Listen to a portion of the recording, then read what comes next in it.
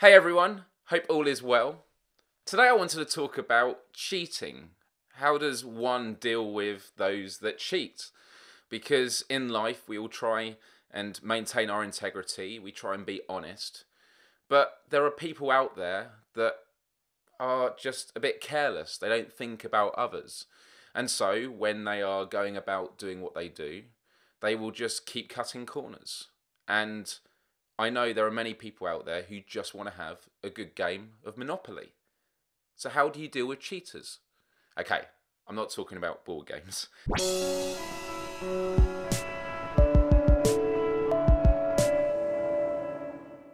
I'm someone who has only had one relationship in my life. And the reason that is because I would never want to go into a relationship until my heart was truly there.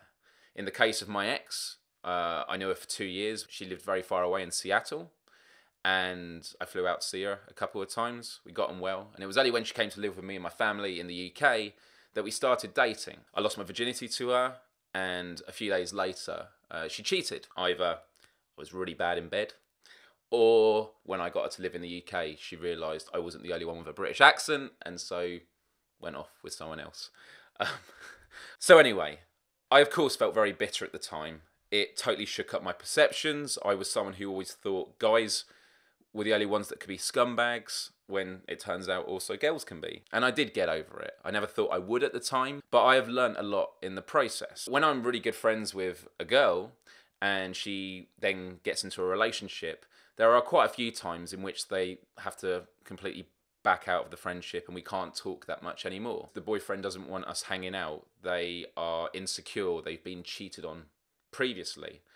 And at first I always feel like, yeah, I understand that, totally get it.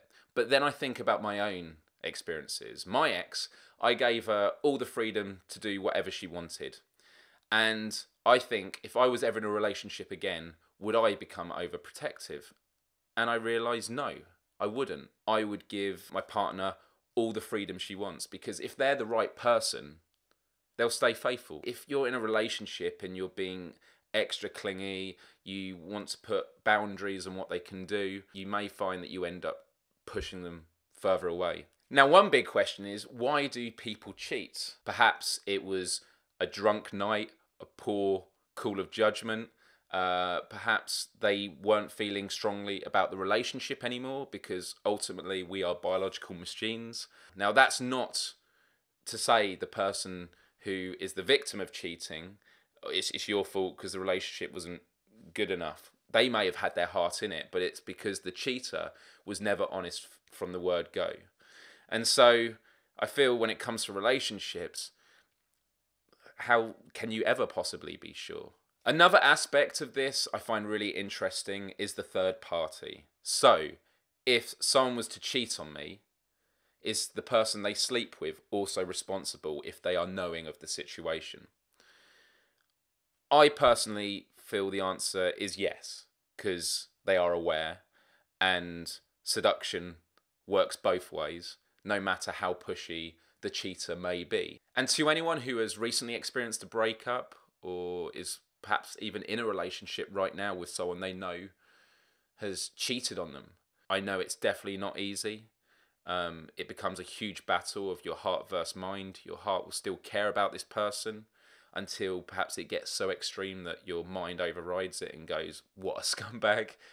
But my last piece of advice is this, that if the person turns out not to be the person you fell in love with, if they turned out not to be faithful, the fact you have found out they're cheating means you have an opportunity now to change your life. You have the opportunity to sever the ties and look in a different direction and realise there's a whole world out there of many great people that will treat you with the love and respect that you deserve, because we all deserve to be happy.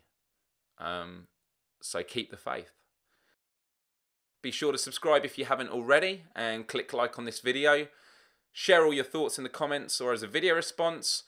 And if you're going to Summer in the City next weekend in London, I will be speaking and also be on a panel on the Saturday. So come say hey, and let's have lots of wonderful conversations in person.